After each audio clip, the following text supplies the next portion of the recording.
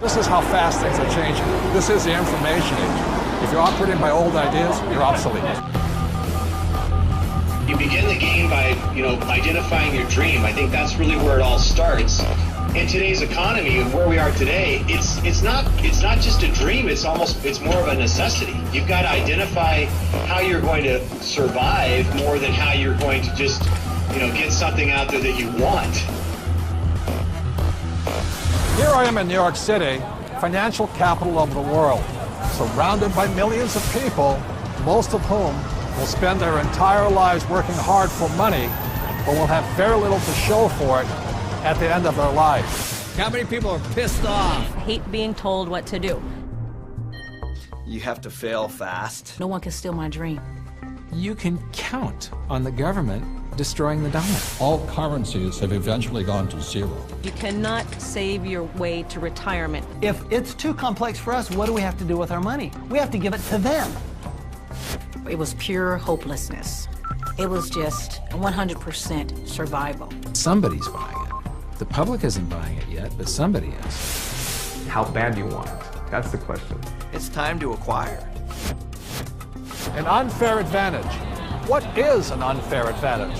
What you're about to learn may just change your life. It's showtime, baby. Let's hit it. The greatest opportunity in the history of mankind is here. We're in the greatest economic change in the history of the world. This is going to be the biggest wealth transfer in my lifetime. We've got an entire society that has been built up over the years with the idea that financial institutions are a better place to put your money than to take control of your own life. If you have a solid financial education, taxes, debt, inflation, and retirement can make you richer, not poorer. The rich will get richer and the poor and middle class gone.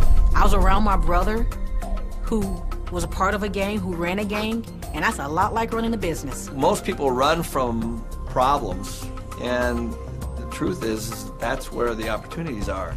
This really is a perfect financial storm. So I am optimistic about the future. It's going to crash. The next big economic boom will not be from the internet or China or India, but will be from empowering women.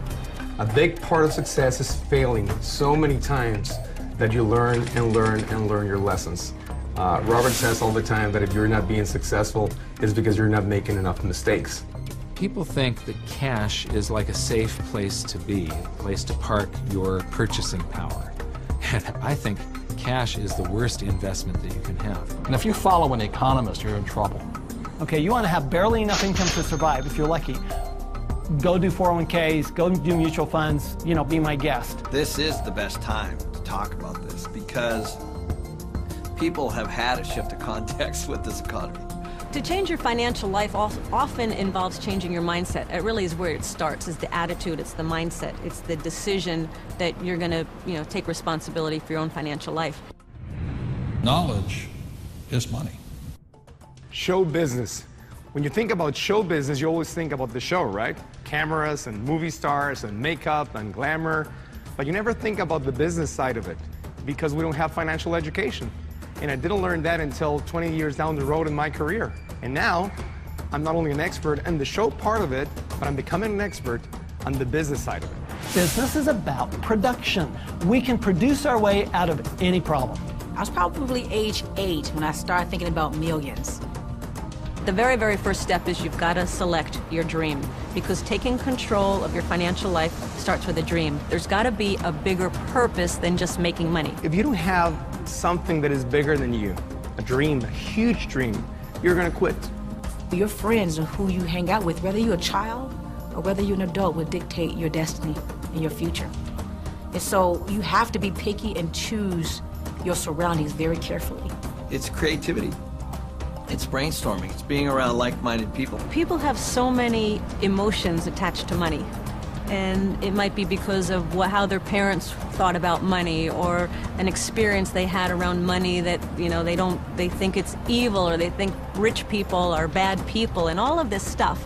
But if you just break it down, money is just a tool to be used in this world. Everybody today uses money, like it or not. The absolutely fastest way to put money in your pocket is to reduce your taxes. Gold and silver have been the safe haven asset for every second of the last 5,000 years. My real estate that we own, you know, through depreciation wipes out most of our taxable income. You know, it just makes so much sense to me, you know, and it's so much easier. I went to war to fight for capitalism. I fought for the freedom for a person like me who had nothing, to work hard, to use my brains, and to build a better life for myself and many other people. The problem isn't capitalism. The problem is laziness. People who expect something for nothing. The problem is greed. People who take more than they give. And the problem is ignorance, an education system that thinks that money is the root of all evil. It's ignorance, it's financial ignorance that has caused so much of this problem, not capitalism. It's not just a dream, it's more of a necessity. You've got to identify how you're going to survive